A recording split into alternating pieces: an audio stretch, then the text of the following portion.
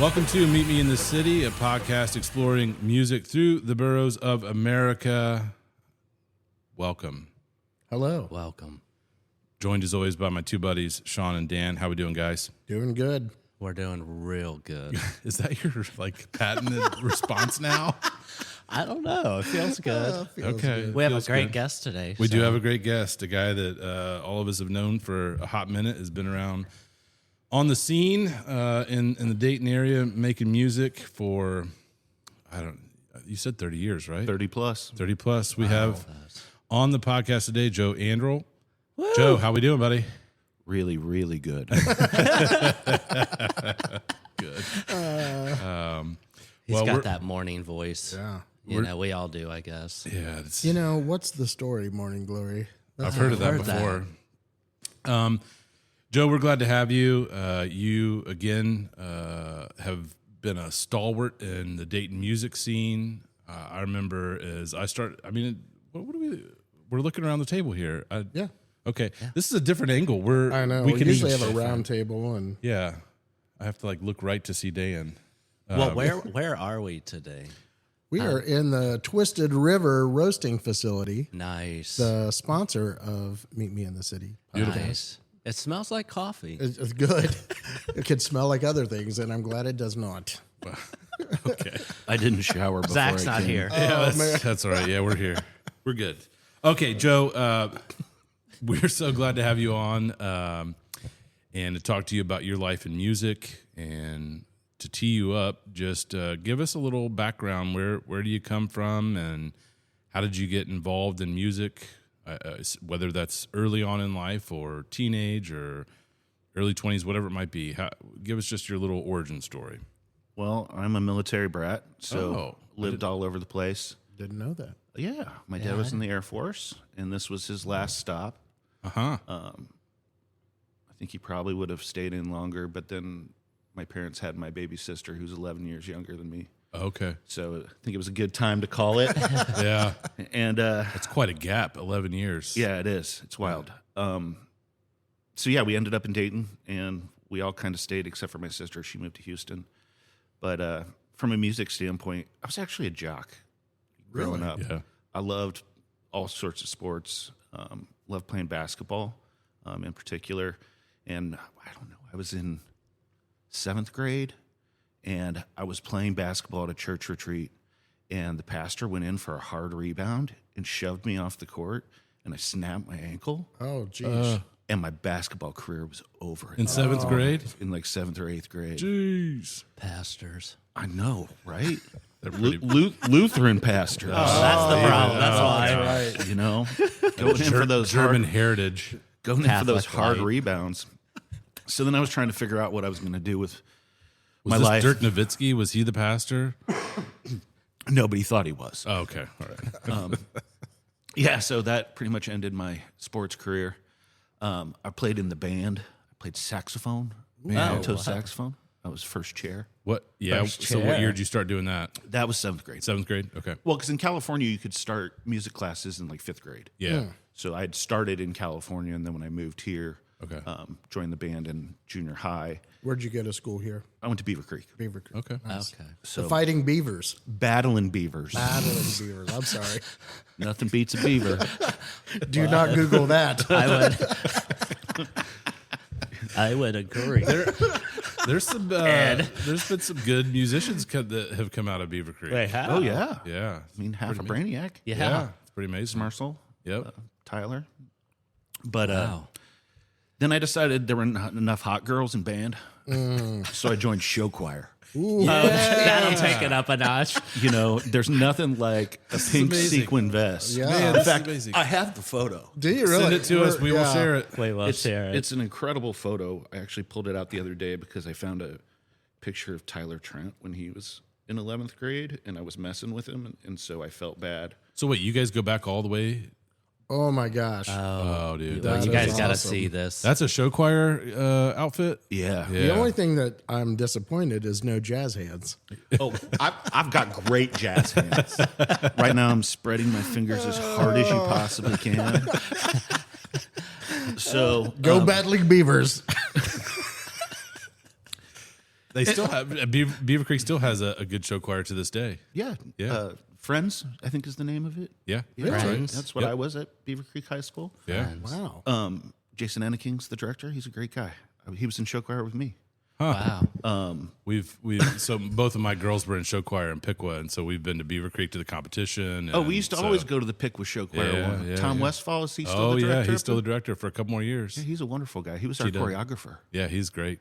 Choreography. Shout out to Tom Westfall. Not that you'll ever listen to this, but I'll let him know that. You know who else was in Piqua show choir? Who's that? Fatty Lumpkin. Do you know who Fatty Lumpkin is? I do not, but I'm about He's to Dave. find out. He's Dave Chappelle's DJ. Really? Yeah, so he DJs all those shows out in the. Yeah, in Yellow Yeah, Springs. yeah, he was. I met him in high school because he was in the Piqua show choir, and we kind of had a buddy thing going on That's crazy. with the Okay, Piqua show choir. we're about to track Fatty Lumpkin down. I know that. Yeah, and get- say, get hey, him on here to because do- he would have. Does he still have his pink sequins? I don't think their outfit was pink. Okay. I mean, on a given year it changes, so Yeah. you don't know. But okay, so show choir So the show choir thing is very important to the Yeah. whole Yeah. origin story. for sure. So in high school, you had a live band, right? Mm-hmm. And so I recruited all the people in the show choir band to start my first band, Oh wow. which was called the Krusty Watch Guys. I remember that. Yeah. 1994. Jeezy Pete. And that's how I started my first band because Man. it was just a bunch of nerds with horns, and we were like, "Hey, let's And you start were a ska ska. band." Yeah, we were a ska band. Wow. And nice. so, were you in high school when you started that? Still, Yep. you were. What year was it? 94 is when we played our first show. And then what year in high school?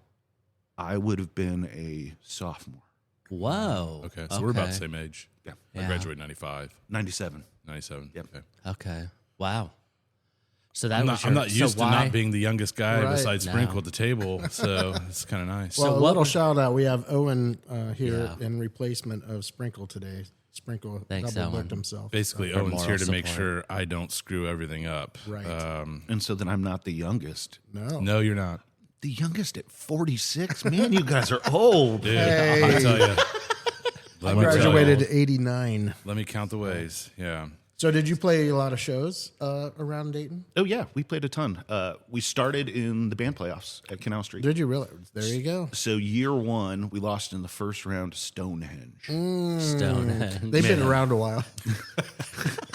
They were hard. but boy did they rock. Nice. boy. Yeah. Those druids. But then that gave us the introduction to Mick, who then continued to book us through the year. Okay. So, were you so as you entered with this band, the Krusty Watchmen? Krusty Guys. Watch Guys. Which guys? Okay, was that in high school when you were in the band playoffs? Yes. you were in high school. Yeah, my dad had to take me to every Yeah. show. Man, this is like a Yeah. recurring theme is. on the podcast as we talk to people. They're getting bands going in high school and land at Canal Street. These two guys, Sean and Dan, did the same thing. Yeah. I mean, it's crazy. Well, we opened for Sean's band Did at you Canal really? Street. Yeah, the Krusty Watch Guys played with Morellis Force. Where's the horn? I need that. We have all this breaking news. That's how I know about the Team Dayton hoodie, because I bought it at that show. Okay. And then a girl stole it from me in college, and I'm still pissed about it. Oh, man. I'm mad for you. Sean, another recurring theme on the podcast is Sean remembers things from the 90s that he was a part of and has no recollection. I don't remember things that I was a part of. That's right. I have. We won't go there. Yeah. But so when you started this band, what were you listening to say I'm going to form a ska band? Like, what were you down with, and how did you get everybody else on board with that? Well, I was more on the pop punk side of things. Yeah. So, like, I loved all the Lookout Records stuff. So, the pre Dookie Green Day, Yeah. a lot of Screeching Weasel. I was also listening to a lot of Depeche Mode. Yeah. You know, I have an older brother, so obviously his interests also kind of dwindled down to me. Yeah, of course. You know, and him and his buddies were all going to shows. So that was like knowing that there were kids out there, you know, being able to play shows. It's like, well, I can start a band to play shows too and put out a tape or whatever. So that's really what kind of drove me. I think the ska thing really came from the fact that all my buddies played horns. Yeah. So it was like, how can I be in a band with all my friends? Yeah. Well, let's just be a ska band, because then, you know, Chris and Steve and all these other guys could play with us. It's awesome. So that's really what pushed it. But then, you know, I was listening to things like the Mighty Mighty Boss Tones and MU330, Suicide Machines, Less Than Jake. I liked a lot of the punker ska stuff. They were probably more into the traditional side of things, so it was a nice match when we were writing stuff to be able to kind of cross those two things from like traditional two-tone to, the more punk version. So, what was your first instrument besides the sax? After that, what were you playing? Guitar? I sang. You just sang. I You just didn't play sang. an instrument. But I did get a guitar in the process and then started to learn. And then He had that show choir background, baby. He was singing like an angel, probably. That's right. yeah, dude, you had to have the guitar to play on the bus for all the chicks. Ooh. Played a little. They loved my GBV covers. Glad girls. That wasn't out yet. Yeah, but, that's true. So, going back just a little bit, was there music in your house? I mean, were your parents, did they listen to a lot of music? You have an older brother, you said. Was it influence on you? Yeah, Tim listened to a lot of music and was a huge influence on me. Tim was also in show choir, which is probably why I wanted to join to kind of follow my brother's path. Yeah. My dad sang in college. He's the loudest singer you'll ever hear. Really? So like, we always laugh in church, like if it's a Bob Anderl song, like "Lift High the Cross," he is the loudest one in that church. And, like everyone turns around. It's like when it's like Bob's hymn because he'll just go twice the volume of everyone else. I love people with that kind of confidence in Yeah. that space. It's great. So, from that standpoint, I was surrounded with music. I don't think my parents they weren't like blasting the Beatles at me all the time. It was more like here's some Three Dog Night. There you go. Oh, yeah. Okay. And a lot of 60s, church music. 70s. Yeah. I grew up in church. So when I was a little kid in Washington, D.C., so I would have been preschool age, I used to stand on the pew when the choir was up there and direct them. Yeah. Oh, wow. They didn't follow my instructions. They were like, who's this little kid just waving his arms? Who's this guy? So yeah, it's always been a part, and now I don't know what else to do. Yeah. I mean, 31 years of having the same hobby. It's kind of hard to find a different one at this point. Yeah. I mean, I dabble in things, but at this point, I'm a lifer. So you had Crusty Watch Guys. Yep. What? Tell us some other bands that you were in. Well, let's back up to the Crusty Watch Guys. Yeah, Okay, let's- yeah, I please want to do. talk about the success of the Crusty Watch. Please. So I have to throw in there real quick is my sister-in-law, shout out to Jessica Bollinger, was in the Scarlet Letter. So she played. What a wonderful band. I know. They were Those guys good. are I great. loved them. John and Todd was in that band too, I think. Yeah. Good stuff. We still have a tape of theirs that they're listened to That's awesome. on the regular. So sorry, just had to throw that in. Yeah, that old, good old Dayton ska. There you go. How many more were there? There were two of us. you? Yeah. There were two of us. it was just those two bands. I didn't know that there was like a bubbling ska scene in Dayton, Ohio. It was But huge. So huge that we made it to the finals the second year we did the play. Nice. So we got to play Phrase Oh. with Life in the Circus. Oh, so Jeff nice. Coates Yeah. Yes. and Gulliver's Traveling Medicine Show. I remember that. Remember them too. Yeah. We lost by 10 votes. That's it. Bummer. Here's the thing, though. We had 5 times the crowd because our whole high school showed up. And then, so the guys in the band were all a year older than me. So they were all in college at that point. So it was their freshman year of college. We were driving my parents' minivan back and forth to Miami University Oh my gosh. to bring kids home for this show.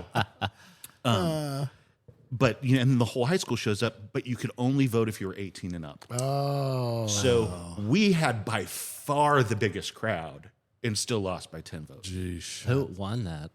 Gulliver's. Yeah. So that was what, 95 then? That was 95. Yeah. And then I left the band in 97. Okay. So summer of 97 when I went to college. I decided, hey, done. Yeah. But we put out a couple tapes and a CD.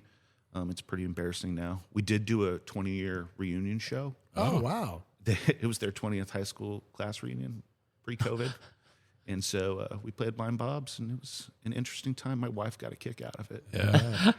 I just remember getting ready, and I was like, all I got to do is blow the doors off this dress shirt. And I'm ready to go. She's like, you're really owning this. I was like, when you're about to get on stage and sing songs about air conditioning, you better own it. Yeah. You know? Hey, I even wore the bow tie that my mom made me for the finals of the Dayton Band playoffs. nice. She made me a black and white checkered bow tie and a matching vest. The vest did not fit anymore, but the bow tie we were able to adjust. That's Very, awesome. very Scott of you to have a checker pattern bow tie. I don't know. Was bow ties a thing? The checker pattern stuff was definitely. Yeah, it was definitely. Oh, yeah. The bow ties The was just scob. something that we kind of did. touch. Did you have the checkered Vans too? I had the Doc Martens, the black and white wingtips. Yeah. Yeah. Man. Styling and profiling. Okay, I wish I so still I had those. yeah, they'd probably be worth something, to be honest. So, Sean, go ahead. So I have a question, and this is what fascinates me. And I think we asked the last person we had on, which was Wes. I think we asked this question, but what do you think as a musician, right? And before you were in show choir, so you were doing music. Performing. Right, performing. But what, like, is that switch? Because not everybody gets in a band that's in show choir. No. Not everybody that listens to music 24/7 gets in a band. What do you think that switch is to say, I can do this, I want to do this, and now it's 31 years later and you're still doing this? Like, what is that? Mental instability. Well, it may save your mental... It definitely has over the years. I think for me, it was first seeing other kids doing it. Yeah. It's like, this is achievable. Right. And then you get to that first step of, we have a show. Cool. We have a show and people showed up. Cool. Yeah. We had a show, people showed up, and we got paid. Yeah. Like, so it's all those little things Yeah.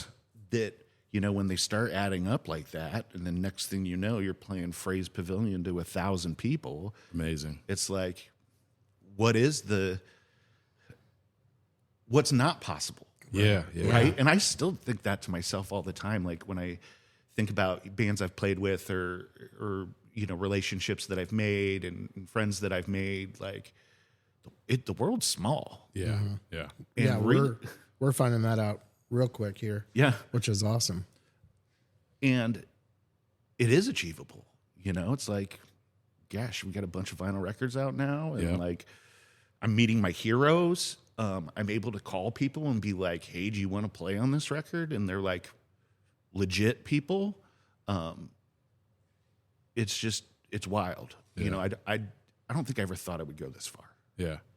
but then I'm still seeing the possibilities of it all. Yeah. So it's hard to give that up when there's always something more to chase after. Right. I guess maybe I just always That's like it. the pursuit of it. Yeah. I think, though, going back to something you said, is being able to go to a show and see kids your age playing. And I think that's something that Dayton has afforded people. And I think that's why Dayton has such a strong musical community, because you can, any given weekend, go out and see people playing and people that you went to school with or are in school with, or, you know, vice versa. Well, and you know, just because of my age, I grew up in a golden era. Oh, my yeah. gosh. You know? So- Well, and you were out there right away too. I Yeah. mean, to be in high school playing in Dayton at In the Canal 90s. Street, band playoffs, multiple years, like you're at ground zero of the Yeah. hotbed of Dayton music. Yeah, and you know, and then I had the older brother who had already been going to shows. So then he's dragging around his little brother to see, you know, Brainiac, Yeah. you know, 10 O'Clock Scholar. 10 o'clock scholar, dude. I I love love that it. Yeah. So it was just, I mean, it really was the golden era. Yeah. You know? And there were tons of places for a kid under 18 to go. Yeah. Yeah. Because you had Sub Galley, you had Yeah. Brookwood Hall. You know, I wasn't of the warehouse era. Yeah. But that was more pre. But you know, Rebo's was still around for a period there, and then you know, as I got into college, kids started doing shows at the KSC Hall, you know, you continued to just see that. So it's, I mean, we're lucky to live in Dayton. Yeah. Definitely. I think so too. Go back to that band playoffs. You're playing at Phrase, which probably had only been open a year or two at that point, I would No, think. it'd been a while. Now, we won, that was the 93, 94. We didn't get to go to Frays. No, it was still at Canal Street. Yeah, it was Canal. I want to say, was it the first year? 95 was the first year that they did it at Frays? Probably. yeah. Or they might have done the year before. I'm trying to I think don't of know. who even won the year before. Brainiac was up there. They were either 93 or 94. Well, you're 93. I think we were 93 or 94. I can't remember now. So, yeah, it was the year after. We beat Cigar Head. That's who we were up Nice. again. So, it was fun. It was, Battle of the Friends. But we we had just formed the band. Todd Widener had just joined us. Gigi, Yeah. George Bradley had just joined us. And we ended up winning it. And it's funny because so many bands like that, had just formed, just Yep. joined. Real Lulu. The Real Lulu, yeah. So, Yeah. I was a huge Tim fan. were you? Yeah, I was. Nice. Me too. Great band. Great band.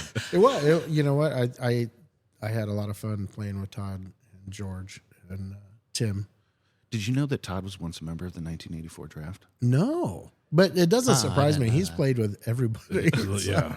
I called him in. So we've had like 57 versions of our lineup. Oh my gosh. So it started with just me, and then I had about 10 drummers before I got to Justin, who's now been in the band like 18 years or some shit. Jeez. Wow. I'm sorry about that. You're fine. No. You're okay.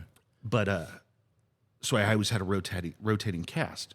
Well, his wife Patrice was my violin player. Oh, cool. So one version of the draft was me on electric guitar, a drummer, and Patrice on violin. Oh man. Wow. So then we would call Todd in to play guitar. But when we did, so long story, but we ended up on an NFL Films documentary. I have questions. We'll get to that at some point. Yeah. Todd's actually the bass player in that documentary. Oh, really? Yeah, because we didn't have Chip in the band yet. So we wanted to have a full sound for that. So we're like, hey, Todd, you just want to come play bass for us for a couple shows and be in this documentary? And he's like, sure. That's awesome. Wow. I didn't notice that when I was watching that clip. He was wearing a Bengals jersey. I He should said have it was noticed probably that. the first time he's ever worn a football jersey. Well, he was on brand. So- for the occasion. Crusty Watchman. Watch Then guys. Watch guys. Man, Will threw that out there. Sorry. I got it right the second time. Other bands between them? Oh, tons of other bands between then. So I'll go for let's the go. the major ones. Yeah. You can say whatever you want. Like, go through the whole timeline. Well, the Krusty Watch guys had a side project called the Electric Shoes. Oh, gee. We were terrible. Hearing all the different band names that you come up Electric with, Shoes. I mean, just amazing.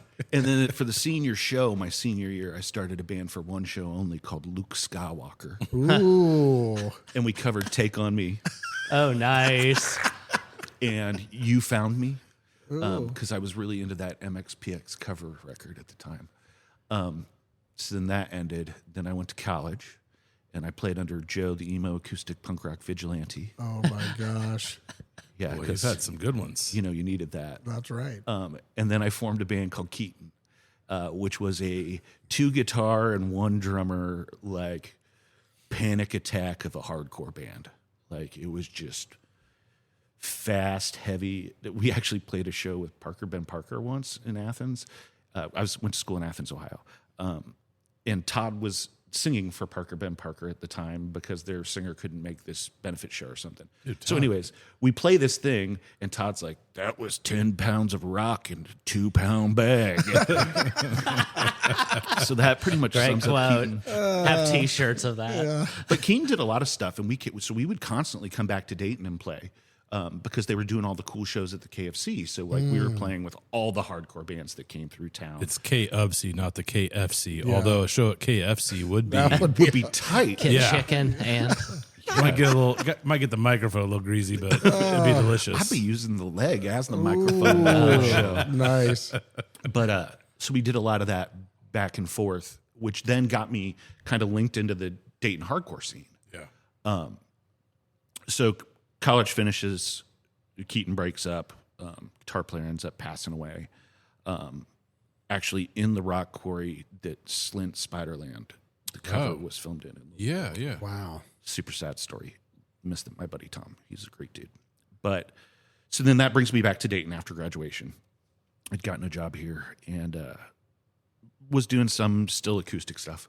That was always kind of running through in between bands. And then, I moved back and I just couldn't find anyone to play with really. So This is probably early 2000s, 01, Yeah, 02, something 01. like that. Yeah, 01. 01. And so I'm out for a walk at lunch one day and I run into Kevin Byers, who Kevin's a longtime stalwart of I don't know if the word's stalwart, but a legend of the been hardcore around. scene. He'd been around. So Yeah. he was in Morning Again, which was a huge hardcore band out of Florida. Well, he had this band called Waking Kills the Dream, and they were looking for a singer. So I happened to run into him just on a walk at lunch, and he's like, "Hey, would you have any interest?" And I was like, "Sure." And next thing I know, spent about a year in that band. So that band was fun because we were signed to Good Life out of Belgium. Wow. And my second show was Hess Fest in Cleveland, run by Derek Hess. I don't remember this. So he's a famous poster artist that does like a lot of crazy line work. Okay. So like that shows with like H2O and Atreyu and Shai Hulud. It was at the Agora. Oh, and yeah. this is like my second show in the band, and I'm Wow. like, Yeah. what's happening here? And then I couldn't get out of work one day for a show, and then they brought back their original singer, and he stayed in the band until they broke up. Well, that sucks. No, it's okay because the original singer was Matt Shetler, who's in the Nautical Theme. I think just split up, but Matt's been in Dayton bands for forever. So like, it was there was no pain of Matt didn't want to do it. I came in and did it for a while, and then he came back. So Oh, okay. That's an interesting connection because I know Tesha really well, and Yeah. she was in Nautical Theme with Matt. Yeah. Okay. I heard All her connected. hips don't lie. Whose hips? Hesha. Oh wait, that's Kesha. No, No, the wrong person. Shakira. Shakira. What? Who's this guy over here? Her hips lie. Oh, okay. I remember seeing you. And I'm sorry, my memory is not great, and I know we played together back in the day when you were in Krusty Watch Guys. Yeah. But I remember when I first saw you play, you were acoustic. You were by yourself. Yeah. And I remember you carrying your guitar around on your back, walking down the Oregon District, and I think when we started the Dayton Music Yeah. Fest, I could have sworn you played alone.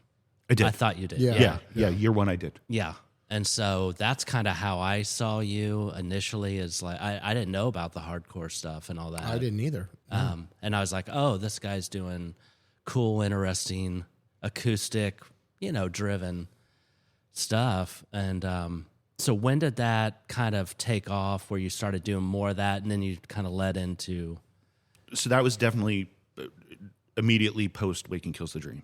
Okay. So started playing acoustically a bunch, and then I got a couple people to play with. So my friend Aaron Heiser of the band Dead Blue Sky, another hardcore band, ran into him in a parking lot and asked him if he wanted to hang out one day. And then next thing I know, he was playing guitar with me. And then we got my friend Mike Salyer, who's also been in a ton of Dayton punk bands. And then Joanna Taylor, who was in American Static. Oh, yeah. She played viola. So it was a bass player, two guitar players, and a violist. And we ran that lineup for a couple years. That was Joe Anderl and the Universal Walkers. Yeah. We did a record with Pat Himes at Cybertechnics for that one. And then I decided to implode that band. And I became Joe Anderl in the Miami of Ohio Sound Machine. Oh my god. Which was me in a loop station. That's your best name yet. Did Gloria Estefan make an appearance?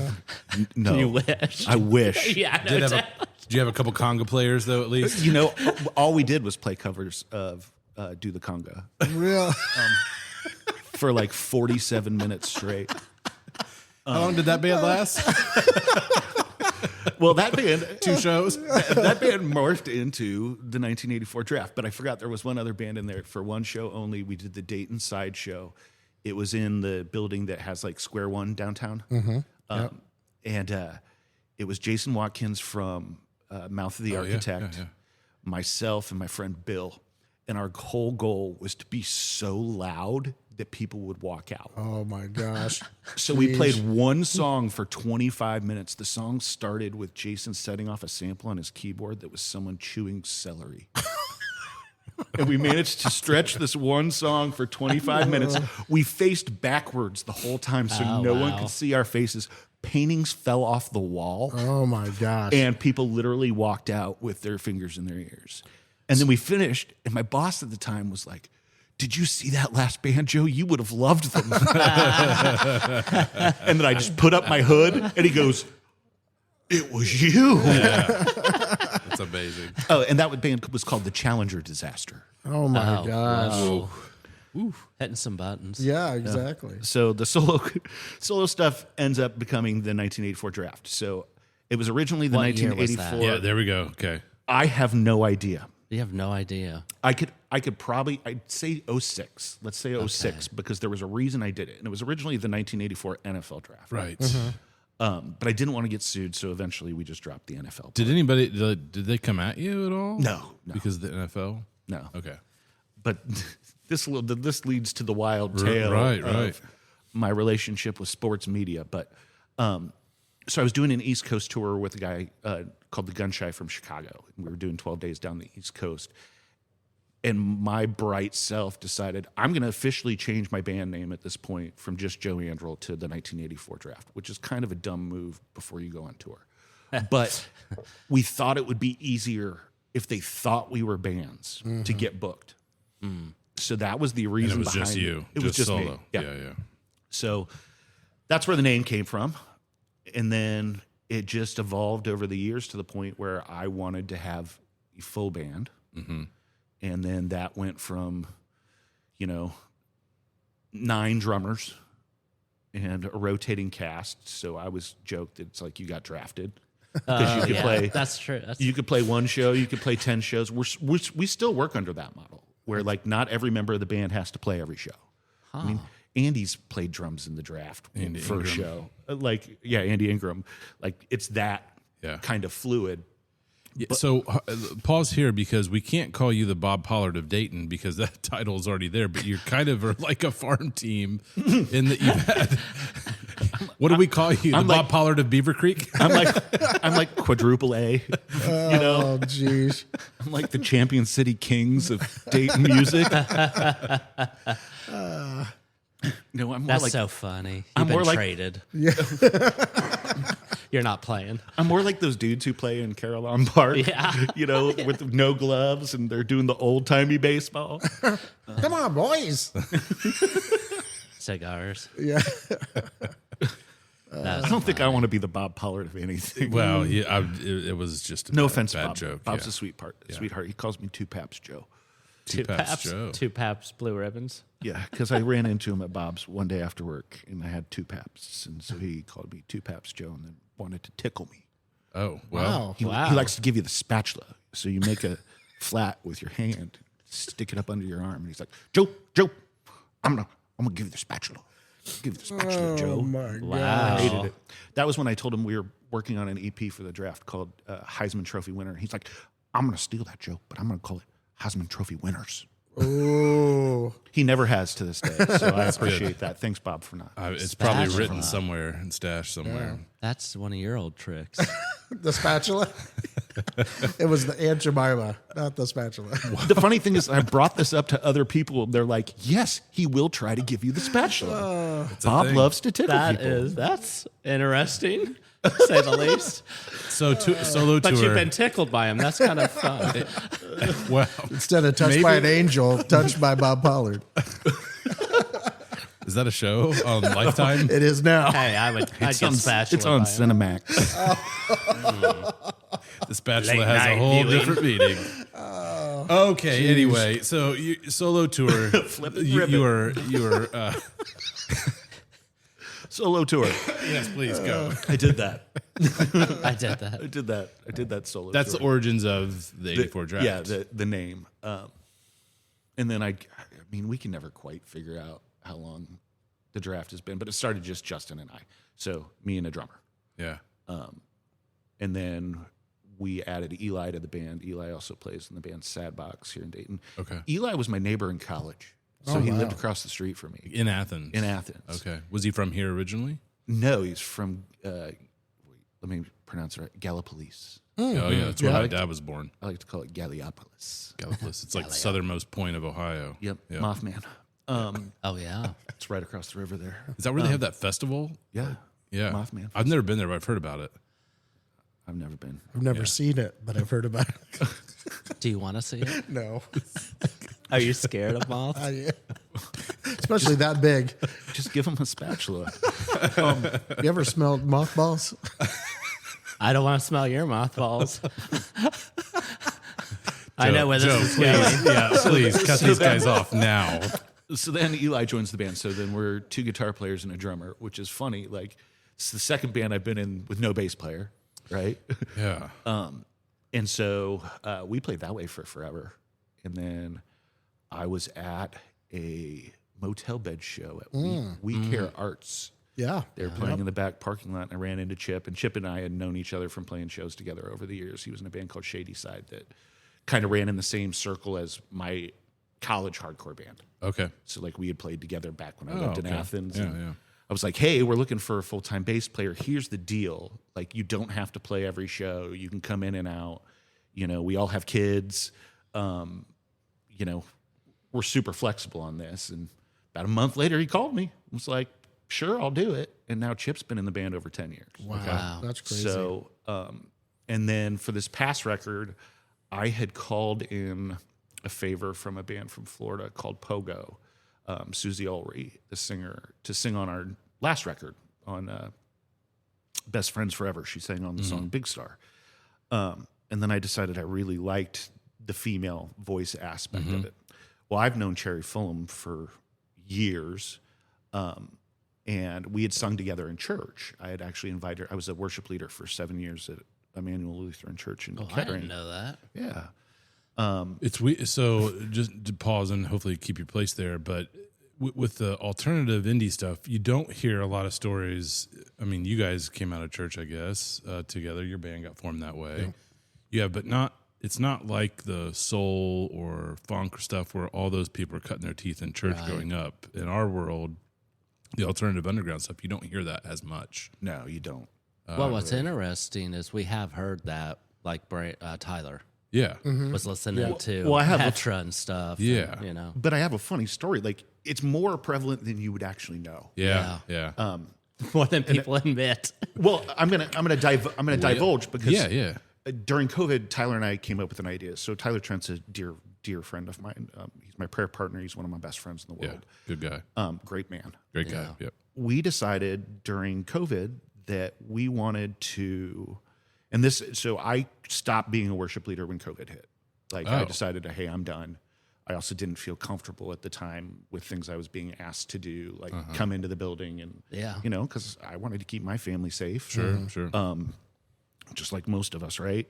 So Tyler and I start this dialogue, and we're like, hey, wouldn't it be cool if we formed a band with a bunch of Dayton musicians and went to a bar and played praise music? So we started this thing called Sunday Shout. That's where the idea came from. Yep. And so what we did is we hunted down people in the Dayton indie rock scene who were Christians to come join us. So we ended up with Tom Blackburn from the New Old Fashioned, Tesha, Cherry Fulham, Andy Ingram, and Tyler, you know, as kind of the core bass group to basically go out and play Yellow Cab at 1 o'clock on a Sunday afternoon, where people could sit and have pizza and beer while listening to praise music. Yeah. I Cool saw idea. videos of that. I was highly jealous. But it was good. Like the stuff I saw was really, really good. Yeah, so when you think about it, though, like we were able to very quickly identify people, you know, who were current worship Playing leaders, around. you know, and be able to do that. So, you know, I don't know, it's kind of like 50-50, I guess. Yeah. But, you know, you didn't hear a lot You don't. growing up No. about it. So Shelley, back to Shelley. Cherry. Cherry. Okay. Was there a Shelley though? Shelley was in Richley Okay. with Yeah. Andy okay. and Mike. Okay. Cherry. Okay. Cherry. Okay. Cherry and I had sung together, so I'm like, hey, Cherry, come sing this song.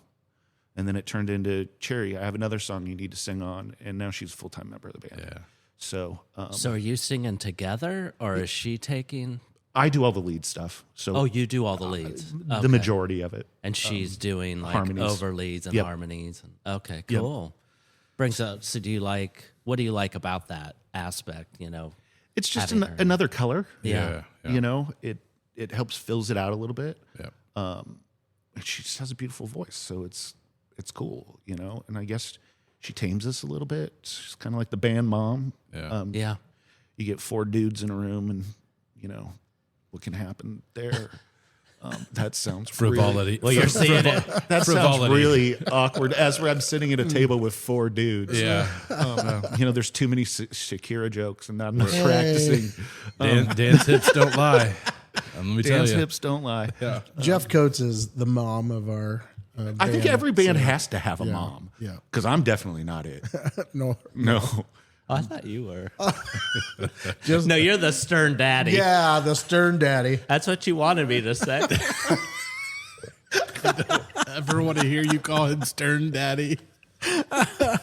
Owen has a friend who is actually stern daddy, so it's all right. Oh, wow. That's his name, though. Yeah, stern. Shout out to Stern. And they just had a baby. Yeah. I see. It all comes together. He's not. He's not like this situation with you and Dan. Right. No. Exactly. I'm gonna What change, situation is that? I'm going to change my Xbox username from Godzilla Bro 321 to. Ooh. Actually, that's one of my kid shows. I just play under it to Stern Daddy 84. Oh, there you are. I like it. Bringing the ruckus. So at this point, then, so the band's fully formed and has been as it is for how long? For the most part. 10 we're seeing 10 years, coming in 18 and out. years. Cherry. Cherry's new, so Okay. Cherry is 2 years. Okay. But I'd say the core 10 plus. Okay. But I mean longer than that because of the variations Yeah. leading to it. Yeah. I mean, So- that's amazing that it's been together that long. Yeah. That's wild. I want to hear about how the film. Yeah, Come on. NFL. Okay, so this is actually And what there's you- a precursor to this, Okay. Please, give us the whole story. and I will not remember the year. That's fine. That was the next It question. had I was to, gonna it ask. had to have been 14 because it was they were doing the videos were doing it every 10 years. So there was a documentary on 1974, 1984, 1994. Okay. So it had to have been 14. Yeah. There's a precursor to the NFL Films thing, and that that's when I was interviewed by Sports Illustrated. Yeah, I remember that. Really? Wow. Yes, I remember that. So this guy is doing. Interviewed you about your 7th grade basketball career. He should have. Which is funny because the 84 NBA draft is the Jordan draft, right? So that's what people always think we're referencing with Well- the 84. And then they think it's the quarterback draft, which it was is not either. 83, It was right? 83. Yes. 84 is the only NFL draft where 2 Nebraska Cornhuskers were drafted number 1 and 2. Whoa. Dean Steinkühler and Irving Fryer. Irving Fryer was great. Now, the only reason they were drafted number 1 and 2 is because the USFL kicked off in 84. So Young went to the USFL, and so did Mike Rozier. Yeah. 'Cause- And a bunch of others too. But I mean, when you think about it, though, 84 probably would have had 3 Cornhuskers in the top 5 because you still would have had Steinkühler, who was the best offensive lineman in college football. Fryer was the receiver. And then- and then Rozier won the Heisman. Yeah. So, they probably would have taken 3 in the top 5 had the USFL thing not happened.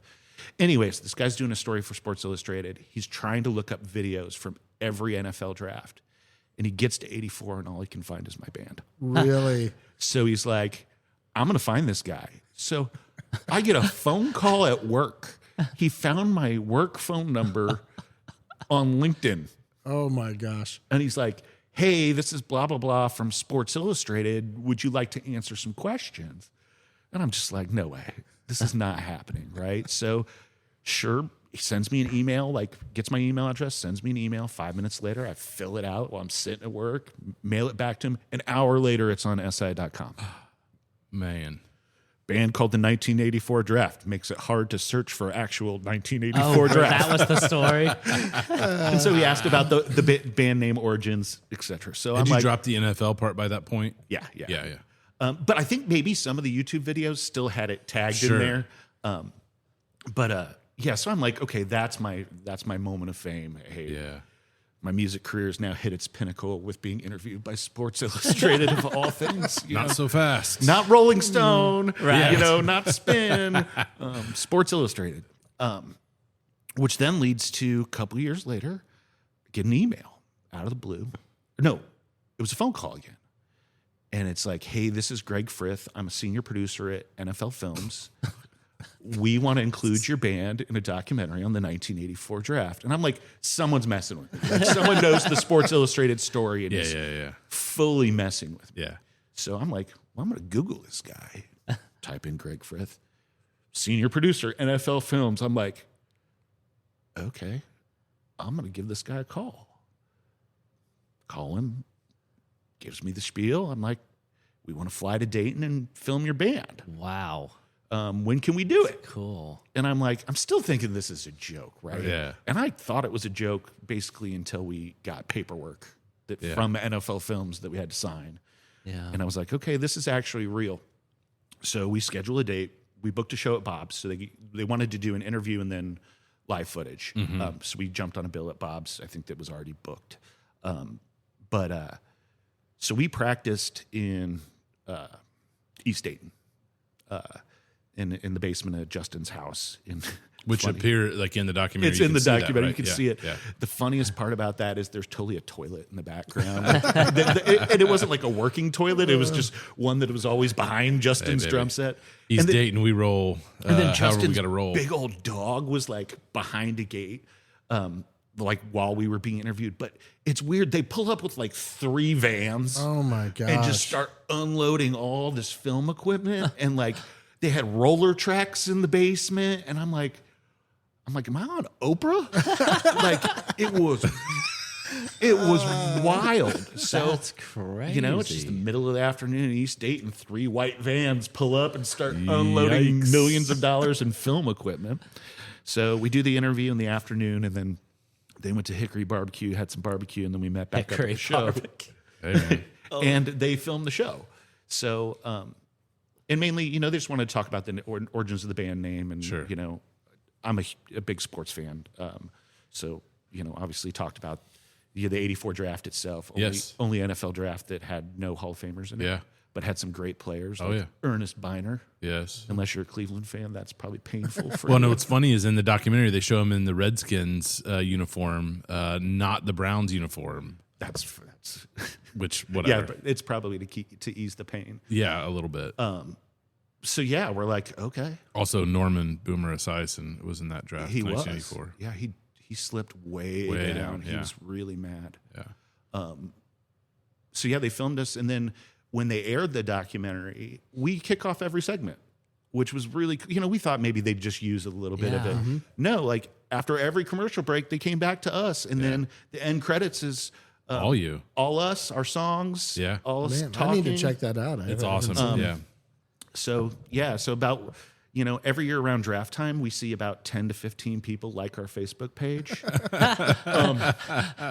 You know, so that was my moment. So what happened? That's so awesome. I mean, that's amazing. What happened like immediately after that? Did you have a lot of people going to your site, or We sold like 400 downloads of the 3 songs that were included. Like, Really? So it wasn't like, you know, some Yeah. sort of major thing.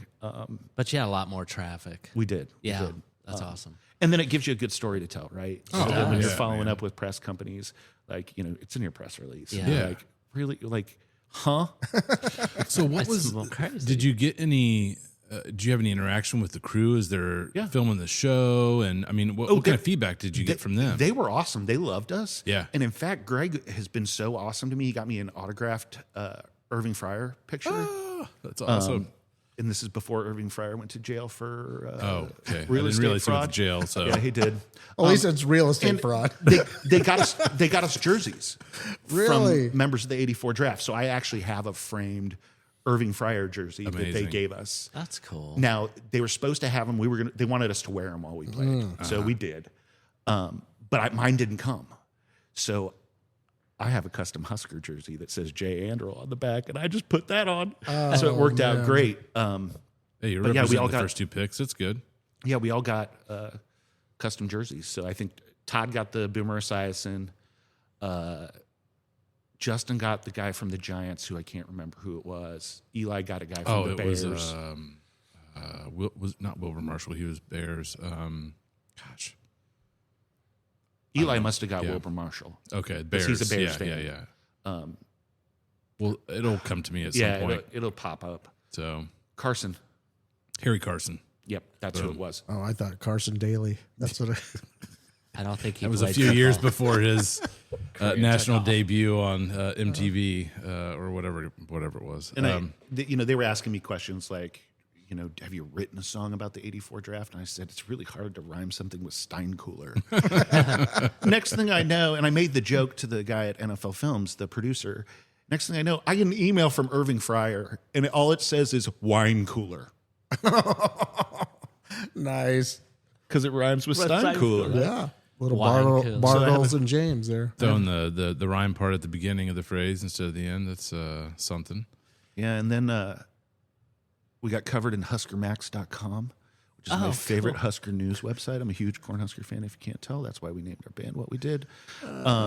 And then there's the Miami Valley Huskers group here in Dayton, and I'm like a local celebrity there. That's Even though my amazing. parents were fans of the year 2 years ago.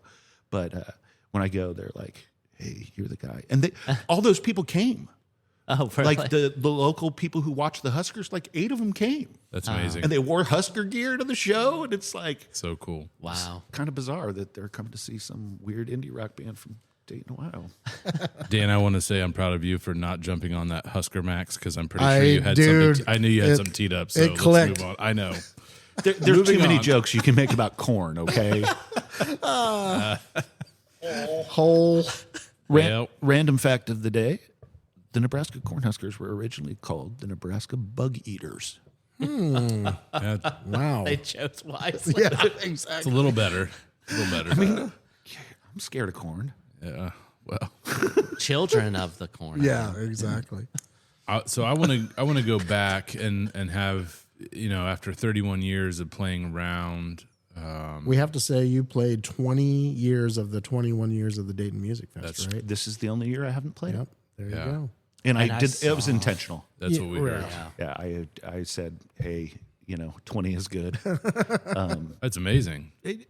Absolutely incredible. And Yeah. thank you, especially Dan and Sean. I know you were part of the original crew Oh, to yeah. start the Dayton Music Fest. Thanks for taking a chance on me. And It's all Sean. I said no. I didn't want you on there, but Sean said. Andy definitely said no. Andy's Andy. like, Dan's definitely Andy, yeah. Dan's the gatekeeper out of that crew for sure. He is. I only do what he tells me. Oh my gosh, that has never happened. And did he say thanks, Stern Daddy? Stern daddy. Callback. I like callbacks. Call Daddy backs. 84. Yeah. I saw. Gamer We tag. saw your band. Was that 3 years ago at the Date Music Fest? It was at Yellow Cab. Yellow Cab. Yeah, that And you would've been blew 3 my years ago. socks off. Literally, I'm serious. It was like Oh, yeah. full on rock. Oh yeah. And I was like, wow, your drummer's killer. Yeah. He's amazing. I was like, I'm in love with even- that dude. And it the was bass whole- player, dude. The whole thing was just it was Chip's so Chip's on. hair alone, it yeah. makes the band. You know, it's like he gets to jumping and his hair flips. Yeah. But it was so good. just a wall of sound. It was awesome. That's the intention. Yeah, it was great. Yeah. Was that 3 years ago or 2 years ago? 3. 3. Wow. Because we did Brightside the 20th. The year before that, we did an all acoustic version of the draft at the trolley stop. Did you really? Wow. Wow. And then, so it was the year before that. We've always tried to make Dayton Music Fest interesting. Yeah. I think at 10 was the year I decided not to sing a song. So, like, Paige Beller did a song, Andy Ingram did a song, Oh, Andy cool. Smith did a song, There's videos of that David out there. Payne did a song, Kyle Melton from Smug Brothers did a song. Oh. And then the only song I sang was Flying Pizza, and we had Don play drums. Oh, that's cool. That's awesome. Amazing. Some Dayton Nice. connections in history. So Swearing a motorist cover. So going back to the beginning, I mean, as a 16 or so year old playing in Canal Street, we've had these guys talk about it a little bit. Wes Tyree talked about it a little bit. I mean, everybody who we've had on that's had a relationship or played in or saw shows there. Can you go back now, 31 years later, and what are your thoughts of Canal Street? Did you realize at the time as you're playing that room how kind of special it was for the time and for our city as a whole? Yeah, I think I did. Yeah. I just remember opening up the newspaper every week. Yeah. And you just want to see who was playing. Yeah. Right? Like Right. what cool band is coming through, like Poster Children, Relish Forest, whoever. So like it sat with me, Yeah. and it sat with me knowing, my heroes at the time, Brainiac, right, Yeah. had played there. GBV had played there. And so just kind of knowing that. And then you get in there and you can just feel it. Yep. I mean, there's no other way to describe it. And then you get your first chance to go into the back room, right? And you see all the stickers on the wall and all the notes and all the wiener drawings. And, Mine was a small one. And I don't think they had names attached to him. You didn't have to admit that. I meant the drawing was small. That's what and then having to sit in those wood seats in Oh, the back yeah. because we were all under 18, Yeah. right? Recurring theme. Our parents had to come. Yeah. In fact, I played Canal Street on my 18th birthday. I did it. There was a co-op that night, and so I had signed up for it so I could finally go to Canal Street on my own. And my dad still came. Yeah. good dad. That's a good dad. Because he had sat there for so many hours, till 2:00 in the morning when you Yes. get paid on a work night. Like, God bless my dad for Man. Yeah, that's awesome. being so supportive during those first couple years. That kind of sparked it for life, and tribute to my mom too for making sure that if I asked for a musical instrument, I got it. Yeah. That's awesome. And putting up with hours of band practice in the living room, and Oh, yeah. and we weren't a small band, right? We were like an 8-piece or something. Ska band. You were bringing the energy. and they were drinking all the Coke and Yeah. eating all the snacks, All the little Doritos. Debbies and they were all band nerds because they were all in marching band Yeah. as well as being in the show choir band. So like it was a good group of kids. Yeah. And not all band kids are good kids, but these guys they're good humans. yeah. And so it was a lot of fun to get to do that. But yeah, no, I definitely realized how important Canal Street was. And I still realize it, Yeah. there's something nice about playing that room. Yeah. I played my friend's wedding there. I've actually played a couple weddings there. Really? Oddly enough, yeah. Wow. Well, Chris N, the musician, yeah. he got married at Canal Street. I didn't know that. And I didn't either. Ian Kaplan, Really? yeah, he got married at Canal Street. Wow. He was once the drummer for the Krusty Watch Guys. Really? Well, our drummer had gone to Purdue, and it was the semifinals, and so we needed a drummer for the semifinals because Nick couldn't come home, and so we asked Kaplan, and he That's came in awesome. and did the show. I think we had to pay him all our money in order to get him to play. It was like $300 or something, which in 1990s That's a money lot. was a lot Yeah. of money. But Oh, yeah. he worked that At least deal. 400 now. He worked that deal pretty well on us, but no, because we all went to high school together.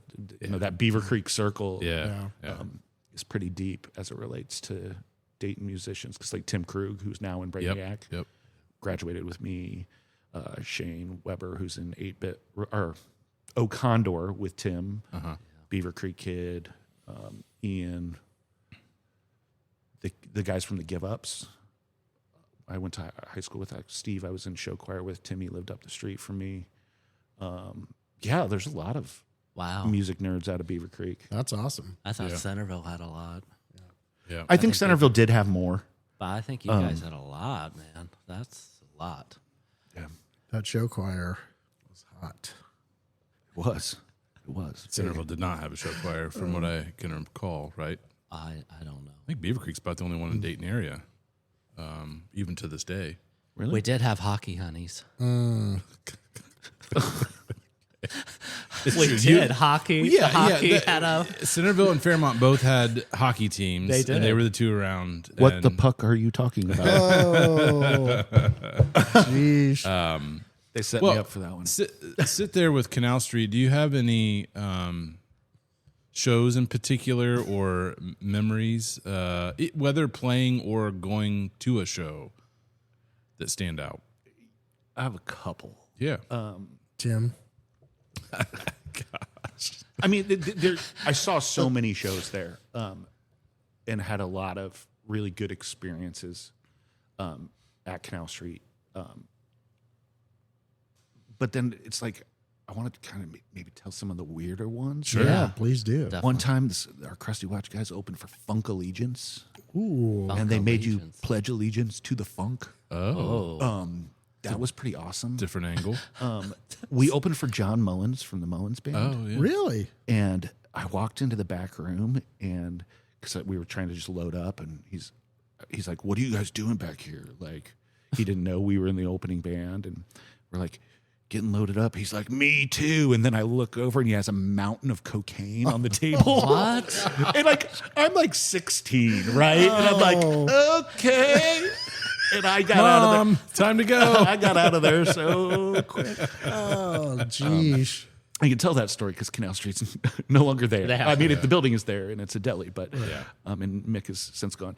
I will say that the last show, I didn't get to go, and I wish I would have. where either. you know, people who had been affected by Canal Street over the years could get up and play a song, and so you just put your name in. I didn't play. Oh, really? I was just sitting there taking it in. Yeah. Like, and that's when you know something is rad. Yeah. Is when you're like, hey, I don't even care to play. Like, I just want to watch. I remember it because Nikki Dakota played a song, and she was so good, Really? so good. It just absolutely floored I me. didn't know she was a musician. No, I Yeah, didn't. she was in either. a band from Cincinnati. I can't remember the name right now, but yeah, she was in a band for a long time. But it was just really good. Yeah, And of course, for listeners, Nikki Dakota, longtime DJ at YSO, and Music director. Music director. She's around forever. yeah, it was really special. And then other shows that we played. I mean, playing with Morales Force was a big deal to me. You know, being a Tooth and Nail Records fan, getting to play with a national artist, like, that's cool, right? I'm a high school kid playing with national artists. We In opened your for- hometown. In your hometown. We opened for Remy Zero, who was on Capitol at Oh, the wow. time. Like, I didn't know Remy Zero played it. Yeah. They played at Canal. Yeah, the Crusty Street Watch had- guys. Crazy. They had so many bands. Crusty come Watch through. guys opened that show. Man, So many bands. getting That was the bizarre part of it too. Like, why did you put a ska band on this? Right. But for Mick, it was Mick? like he knew we would draw. Mick, So which, yeah. you know, and he was fair in his payment. You know, it was transparent. It was honest. You know, It you never felt cheated. Which you can't say that for every club in America. You know. no. So, yeah, Well, it's and just even a on couple. even on a slow night there, it still felt good to be in the room and to yeah. play music. Yeah. I mean, even if you didn't have a big crowd. I never had a slow night at Canal Street ever. This guy. Oh, I have. Oh, okay. Yeah, everybody has. I have not. Okay, well, nice. half the table Dan, has. Yeah, half the Fine. table. I'm okay with it. No, I'm kidding. I have to. Okay. We know Dan did as well. Slow night. That's never mind. I was the guy who walked around trying to sell roses to people.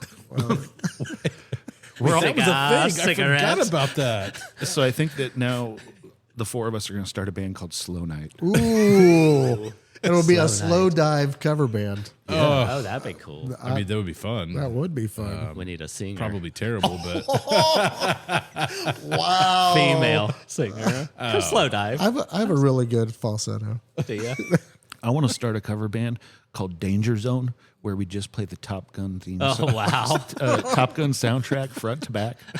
I feel like there's more material here. I think you've got more band names and ideas. Yeah. My other one is I want to start a band that I'm not in because it has to be all drummers, and it's going to be called Neil Peart Plus. Oh my god! And then my other one is my Replacements cover band, the Replacements. Oh, I forgot. pretty I good. do have another band. Yeah. I played twice. Well, no, 3 times. I played in Columbus and twice in Dayton. Elton Joe. It's my one man Elton John cover band. I actually wear an old show choir vest that's bright red. I And then- gotta see And then that, I have man. I have a sparkly what is this thing? Scarf and a red, white, and blue sequin hat, and then I have the white glasses. And I just do sad bastard versions of Elton John songs. Man, I would love to see that. When was When the last if you're time that? gigging. When is the last time Elton Joe played? Pre-COVID. Okay. Oh. They time. used to throw Bring it these back. Sunday solo shows at Jimmy's Ladder 11. Oh, okay. And that's when I decided to unearth Yeah. Wow. the power that is Elton Joe. I think it's time. It It is. is. Yeah, if we can just get Dan to get that Smithereens cover band going, we'd have. yeah. you Well, and he's then- joining the band. Oh, you're going to be the He's lead going to be singer. the singer of Yeah. the Smithereens. I Yes. told him to try out. Yeah, he told me. You just got to get try that little biker cap thing it. going. Oh with my the- gosh, that was terrible. Yeah. Anyway, So Damn. I want to plug. We have a show. Sean and I have a show coming up with you Yeah, we do. in December. December 12th. Yeah, It's Blind actually Bob's. our record release. We're releasing Oh, a 7-inch. really? Yes. That's even better. We have a new 7-inch coming out. It's a split with an artist named Will Romeo. He covers Plowed by Sponge. And we cover Jet Black by Jawbreaker. Oh man, Which I heard it's cool. It's a limited edition 100 pressing lathe cut 7-inch that comes out at that show. that's awesome. Be there. so direct. You guys cut that direct, or were there overdubs or anything mixing? We did it all in our basement. Yeah. Cool. Well, come to the show. to Who the else is show. on that bill? This will be and this will be out well in advance of that, like a month or will. so Yeah. before. So Katie from Real Lulu, her band Somersault. okay. Jeff Coates' other band, Life in the Circus. Who played in the Dayton Band playoff finals with the Crusty Watch Yeah. guys. There you go. It's all coming It's around. all coming around. Our band, St. James, and then the '84 draft. It'll be a great show. It I can't will. Wait. This will be the first time Sean and I played out. 16 Long years, time. maybe. Yeah, what time you guys starting? About 5 p.m. that's right. I We're wish. hoping 4:30. Then we can I grab eat dinner. dinner at 6:00, so as long as I'm You off. need to be out by 5:45. and we got a headline because I'm going to Golden Corral beforehand at 3. Oh, there you So go. it gives me time to digest. Get from that the discount. from the meat sweats. I can't wait. I'll be there. It's a Friday night too, right? Friday night, Even December better. 12th. The Meat Sweats. That's my new Meat Meat Men Sweats. cover band. The Meat Sweats. We just cover bands with the name Meat in it. So like we cover Meatloaf. I was going to say, meat I'm puppets. known as Meat the puppets. meatloaf of Dayton. So if Yeah. you do a, Don't push it. You're the Meatloaf of Dayton. yeah, That's you didn't know that. fantastic. He's also the Phil Collins of Tip City. So because he's a singing drummer, at least one time was. At one time, I yeah. More than once. I freaking love Phil Collins. Yeah, who doesn't? I really do. So I have a pool membership, and my youngest son likes to go to the pool a lot with me. And they always play Mix 107.7. Man, when freaking Phil Collins comes on, I get so pumped. Oh man. It's like, little- it's time for a cannonball. It's time for a cannonball. And I try to time it right with the drums, with the slash. I was thinking Susu Studio. Ooh, also an excellent song. My dad had that tape. Speaking of, musical influence from your parents, Dad had that tape, man. I rocked that tape. That had a lot of hits We did. on that record. Yeah.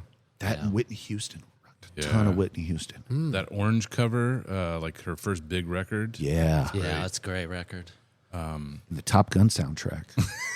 Take my breath away. Oh, man. it Hanging was- with the boys. Danger Zone. Yeah. Joe, what else do you want to plug?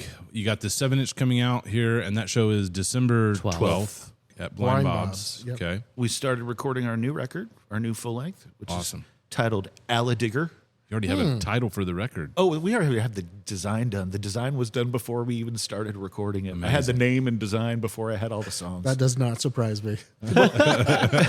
Well, and what I like to do is with the full lengths, I want them to all look the same. So they all go Yeah, into yeah, a yeah, the similar last two. format. So, picture in the middle. Yes. It'll have some sort of icon in the middle between the band name and the title.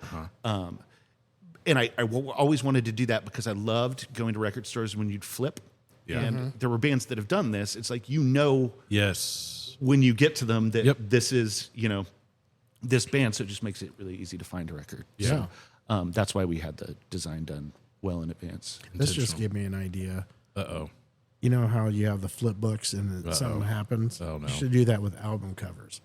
Each one is just a little bit different. Oh, and you have a story when you flip Yeah. them. So there's like one artist in history who could actually pull that off. Yeah. Bob Pollard. He could. Yeah. that has enough music to do that. That's true. Flip He could. But we do have weird little things like every picture, every album covers someone in my family. I wondered who. So Make Good yeah. Choices was my mom because she Okay. used to always tell me to make good choices. Yeah. In fact, Amanda, my wife, got me a cross-stitched picture that says "Make Good Choices" that hangs over our front door that my mom made. My mom Really? made it she had my mom make it for me for Christmas. Great. That's awesome. And then Best Friends Forever is my wife and her sister. And then Allie Digger will have my son, the Turtur, on the cover. My middle son, Leaf, actually sings on Make Good Choices. He's the little intro to Jan Kowalski. And the whole song's about him and his little Jan Kowalski song. So we try to tie in family a lot. And then we have a couple 7-inches. One of them has my brother and I on the cover. We did another limited edition 7-inch where we had our kids make the artwork. So we just bought blank covers and like let the kids do whatever they wanted on it. Oh, that's cool. So this new 7-inch Nick Hamby from the Raging Nathans designed. But so it's, pro looking versus all the other weird stuff we do Where can the people find all your stuff? on the internet. There's this thing. It's called the World Wide Web. You got to put in www. I don't think you do anymore. Just search for the 1984 NFL draft because you won't find anything but us. Yeah. No, but we're on all major streaming platforms. Spotify. Tidal. Yeah. You are. Yeah. Pandora. We're on, all of them. Apple. And come to the show on the 12th, and you can pick up a physical Copy. 7-inch Yeah. in for your that. hand. I'll have it. You could do the spatula to Joe. No, you will be kicked out if you try to tickle me. I'm still not even sure what the spatula is, but It's like this I don't under think your I want. armpit. Yeah. You go dig under the arm. Yeah, I don't like that at all. No. I don't think I would enjoy it being done to me or doing it to others. No, I wouldn't either. Dan? It's like Mary Catherine Gallagher Yeah, when she puts her she hands sniffs. under Yeah. and sniffs her fingers. Yeah. That's awkward. It, A lot of this conversation has been It's awkward. been awkward. It's fine. No, this is a good conversation. This is what happens when you host a house show on Friday night and they come to do an interview at 10 a.m. there you go. Luckily Well, you need there to is do this- more of these because you're right on. Right. This is Twisted River. only possible because of the delicious Twisted River coffee sponsor of today's podcast. Thank you. At least you said the name right. We've had guests that have not said the name right. Twisted Nipple Coffee. that one, yes. That's my next band. Twisted Nipple. Whoa. It's a Purple Twisted Nurple coffee. That's right. That's funny because my brother's son plays on a soccer team and they're purple and they're called the Purple Nurples. Beautiful. Oh, man. Purple Nurples. Gotta They're love it. undefeated this season. Wow. I know you guys really care about Springboro youth soccer. We do. we want to hear how the kids of America are doing. And they're playing football, right, as you call it. Yes. Yeah. Yes. Not American Joe. football, but Although that football's good, too. Yes. You guys have any other questions for Joe? I don't think so. No. Thank This has you been a for- really good time. Yeah. Yeah. This has been fun. I've learned a lot about you that I didn't know. Yeah, me which has too. been awesome. We try not to do background Yeah. searches on people We so do. we can Learn. learn more. Did you know I'm an archery champion in Southern California? Hey, No. keep bringing these hits. No. Archery champion. Yeah, got first place Another quiver in your bow. in the Boy Scout archery competition. Yeah, we had in California. We had a hill behind our house, and Dad had bows and arrows, so we would shoot all the time. So when I went to this competition, it's like, Bang, bang, bang. which leads me to that I'm also a junior small bore, which is a certified rifle award. Okay. And the best part is I earned it never having shot a rifle before that day. Oh. I had a Red Ryder BB gun. So yeah. you give an actual rifle with like a scope on it, it's like, oh, one shot. It's like, okay, that went in the middle. All right, I'll just keep doing that, Man, Because you got skills. with a Red Ryder BB gun, Accuracy is a challenge. it is a challenge. My brother used to like to shoot me with it, and he'd give me this gun that just blew air, and he'd like, I got the BB gun, and we'd put on our big puffy winter coats, and he'd shoot me. Silly. Did you know I almost died once? No. Let's go. You can't leave us. We're not doing this. So pre-crusty watch guy, post. No, was this pre ankle incident? Pre-basketball. Ending my sports career. Was this at a church camp too? No, this was in my Okay. backyard. So my parents live on the longest cul-de-sac in the state of Ohio. True story. What's the? Give us the cul-de-sac name. Yeah. And where it's Edith Marie located. Drive, Beaver Creek, Ohio. All right. And they live at the bottom of the hill. So this is 5th grade-ish. There was a giant ice storm in Dayton. And there was like an inch of ice on the roads. And I remember this because like I borrowed my dad's ice skates and was like skating on the street, right? And so after going skating, what's the most natural thing you're going to go do is you're going to go sled down a hill on ice, right? So I get the right flyer out, right? Because it's got those metal things on the bottom. It's wood. Don't move. Go down that hill. I'm going like 50 miles an hour, like you're flying. Yes. Because you're just on ice. Well, second time I went down the hill, I wrapped myself around a tree. Oh, geez. Smushed all my internal organs against my spinal column. Ended up in the hospital. Up. Wow. Well, the funny part is I just go inside. I like thought the wind was knocked out of me. Like took a shower, went to bed, woke up in the middle of the night, like just puking. Dad's like, you're fine. Just go back to bed. And then like 30 minutes later, I'm still just vomiting. And my mom's like, Bob, you got to take him to the hospital. Next thing you know, I'm admitted. Wow. Jeez. Yeah, poked a hole in my spleen. It's wild, isn't it? That is Man. wild. Well, we're glad you're here. Yes, exactly. Making Did you know I music. once saved my family from a bear on Father's Day? Oh, I've heard true? this before. This is actually true. They do not like to be called bears. Let me just tell you that. It was Wait, not. Dan, that's a different, It was not the Bob sorry. Mold type of bear. Oh, okay. yeah, different bear. So this past year, and I'm just trying to extend the podcast just a little bit. You're 'cause, fine. You know, I like to talk about random stuff. I have ADD, if you can't tell. So yeah, this past summer I went to Gatlinburg for family vacation, and we had a cabin up in the mountains, and it was Father's Day, and so we spent the morning hiking in the beautiful national park, and came back and then made some burgers for lunch, and my wife takes out this burger to the back patio, and she's just sitting on the patio deck, and next thing she knows, she turns around and there's a bear. On the porch. No, Okay. below the porch. Okay. So she comes in running. There's a bear, and what do? I immediately run out to save my family, Yeah. which I just said, "Go away, bear," and it walked away. So I know that there's a cabin within like sight distance of us down the hill, and I see the bear go down there, and I know there's people in it. And I'm just like yelling at them, "Hey, there's a bear outside your door trying to save this family," after I already saved my family from the bear on Father's Day. Greatest day ever of my life. Go down in infamy. And what do these people do? They open the freaking front door, and the bear's right there. They're geez. coming out with their cameras. Oh, wow. They That's scared called thinning the herd. they scared the bear away, and we never saw the bear again. Wow. That was the day the bear met me. Yes. There you go. Nice. Yeah. Well, thank you, Well, Joe. thank you, Joe. I once caught a baby. You said I got one more. This one's great. This is a baby. I caught a baby. So I'm at Omega when it was Gem City. Yep. Andy Smith from Andy and the Pretty Punchers Me Time was working behind the counter. And this guy is holding his kid, and I could tell something's off. Like he was kind of shaking, and he has a seizure. Oh my gosh. So as his seizure is about to, he's like trying to get his pills out, but he's holding his kid.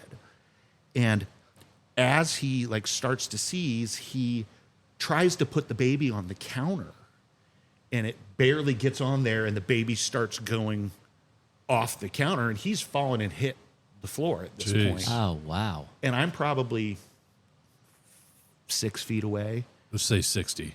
Yeah, so I'm at the back of the store. Yes. And I run and I dive, and I literally catch this baby before it hits the floor. wow. And so they gave me all my CDs for free that day. I got a Rufus Wainwright CD that day. Nice. There you go. So I saved a, Wow. saved a baby. How's the once. guy? He was trying to get his pills. He lived. Okay. Good. Ambulance came. They checked out his head because he hit pretty hard on that floor. It would have been a real tragic story. Like, baby's fine, but the dad died No, in the shop. Yeah, He's and now it my turns out child. when they looked at the counter, he had his pill, and he was trying to pop his pill Wow, to that's keep from wild. going into a seizure. Yeah, Did the Jeez. mother come? The mother was not there. Did you call the mother? The mom wasn't involved in the story, Sean. I know that, got but my there's a Rufus- guy down and out, hit his head. I got my How are you Rufus gonna take- Wainwright CD and left. Yeah, gosh. I'm not Well, sticking dude, there's around. holes to this. I saved the baby. Give me the CDs. Don't I'm out. help the yeah. baby while the guy's unconscious. Is No, what I'm if, saying. if you see Andy Smith at a show, he will. I he can't will believe confirm there's this. not a No, I plaque believe you. at Omega There should be commemorating that day. the day that I saved a baby. You could be a Saves the Day cover band. Saves the Baby. Save the baby. Nice. I once played a show with that guy.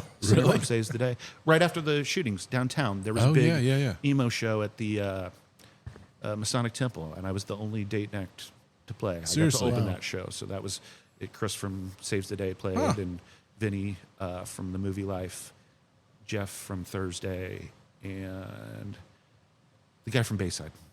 Man. Wow. That was a fun show. That sounds like it. Joe Lots of Anderl. cool shows. Joe, it's been a pleasure. We thank Yeah. you for your time and your stories and your music. I once hung out with Andrew WK's parents. My gosh. I have to pee, Joe. I opened for Andrew WK, and his parents were in the green room. We ate Jimmy John's together. Oh, Jimmy John's. Here, Dan. Thanks, Sean. Thank you for joining today. We've been Joe, taking just over. close, close us out. Thank you for joining my podcast. Do This all is the Meet stuff. Me- this is Joe Anderl. We bury this And stuff. Meet Me in Please the City. Follow us on all the different places, Substack and Instagram and Facebook and all that stuff. Please share. And Joe, again, thank you for joining thanks, us. Joe. Thanks We for having me. appreciate your pleasure. stories. It's been amazing. Thank you. Peace.